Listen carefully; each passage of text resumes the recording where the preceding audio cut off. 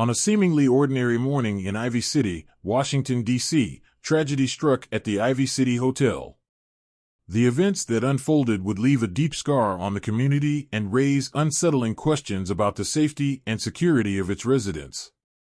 At the heart of this harrowing incident were the lives of 36-year-old Romaine Maddox and 59-year-old William Barrett, whose fateful night ended in a horrific act of violence. On a Friday morning, at around 11:30 a.m., the tranquility of the Ivy City Hotel was shattered when an employee stumbled upon a gruesome scene in one of the first-floor rooms. The body of Romaine Maddox was discovered, bearing unmistakable signs of trauma to her head and face. The police were immediately called, and an investigation was launched to unravel the circumstances that led to this tragic event. As detectives delved into the case, surveillance footage from the hotel provided critical insights into the night that Romaine Maddox lost her life. According to the charging documents, the video, which included audio, offered a detailed timeline of the interactions between Maddox and Barrett. 7:20 p.m. Thursday. The footage revealed Maddox and Barrett checking into the hotel together at approximately 7:20 p.m. Thursday evening. They appeared to be in good spirits, a couple like any other, unaware of the dark turn their night would take. 10:20 p.m. Thursday. About 3 hours after they checked in, the surveillance captured a disconcerting scene. Maddox emerged from their room with no clothes on, seemingly locked out. This incident hinted at underlying tension or conflict, but Maddox re-entered the room minutes later, and the night continued. 1 a.m. Friday. As the night progressed, the footage showed a series of bizarre events beginning at around 1 a.m. Items, including clothing, shoes, and a pillow, were seen being tossed out of the room. This erratic behavior suggested escalating turmoil inside the room. Over the next hour, both Maddox and Barrett were seen emerging from the room in various states of undress, only to return shortly after. 2:19 a.m. Friday. By 2:19 a.m., the audio picked up the sounds of a woman's voice screaming, "Get off me," followed by a desperate cry for help. This harrowing moment marked the beginning of the fatal attack that would ultimately lead to Maddox's death. William Barrett's account to the police painted a grim picture of the events that transpired inside the room. According to Barrett, an argument between him and Maddox escalated into physical violence.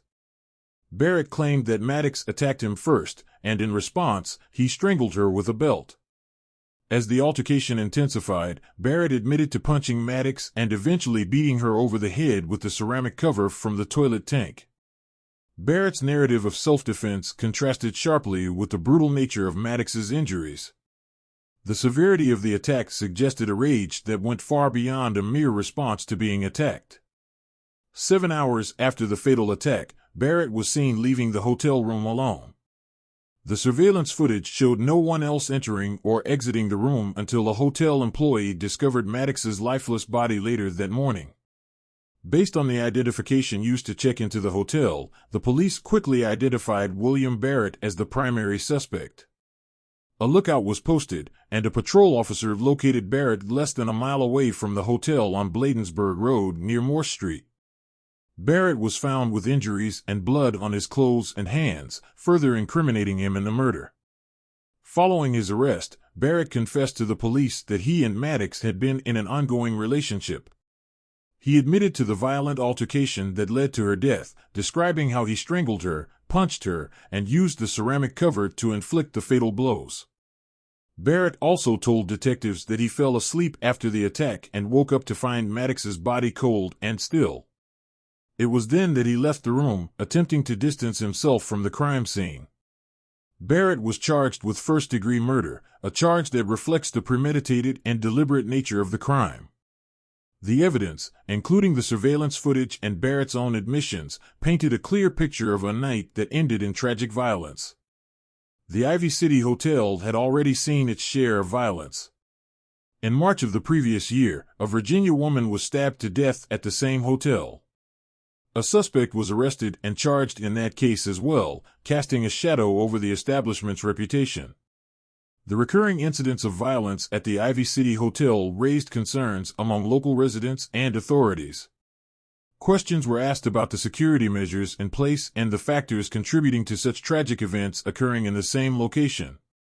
The brutal murder of Romaine Maddox sent shockwaves through the community.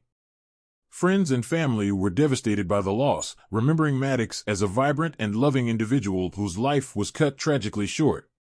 The community mourned her death, with many expressing their sorrow and outrage over the senseless act of violence. Local advocacy groups also voiced their concerns about domestic violence and the need for better support systems for victims. The incident highlighted the importance of recognizing the signs of abusive relationships and the critical need for intervention before they escalate to fatal outcomes. As the legal proceedings began, William Barrett faced the weight of the evidence against him. The surveillance footage, his confession, and the forensic evidence all pointed towards a clear case of first-degree murder. Prosecutors were determined to seek justice for Romaine Maddox, ensuring that Barrett would be held accountable for his actions. Barrett's defense would likely focus on his claim of self-defense, but the brutality of the attack and the evidence of premeditation presented significant challenges to this argument. The trial was set to be closely watched by the community, with many hoping for a swift and just resolution. Reflections on safety and security. The tragedy at the Ivy City Hotel underscored the need for enhanced safety and security measures in such establishments. Hotels, especially those in high-risk areas, must implement stricter protocols to prevent violent incidents. This includes better training for staff to recognize and respond to signs of distress or conflict among guests, as well as improved surveillance and security systems. Additionally, the case highlighted the broader issue of domestic violence and the critical need for societal awareness and support systems. Ensuring that individuals in abusive relationships have access to resources and protection can prevent such tragedies from occurring. The murder of Romaine Maddox at the Ivy City Hotel was a heartbreaking reminder of the fragility of life and the destructive potential of unchecked violence. As the community mourned her loss, there was a collective resolve to address the underlying issues that led to such a tragic outcome. William Barrett's actions on that fateful night resulted in an irreparable loss for Maddox's family and friends. The legal proceedings would seek to bring justice for her, but the emotional scars left by her death would linger long after the trial concluded. In the aftermath of this tragedy, there was a renewed commitment to enhancing safety, supporting victims of domestic violence, and ensuring that such senseless acts of violence are prevented in the future. The story of Romaine Maddox serves as a somber reminder of the importance of vigilance, compassion, and the collective effort to build a safer and more just society.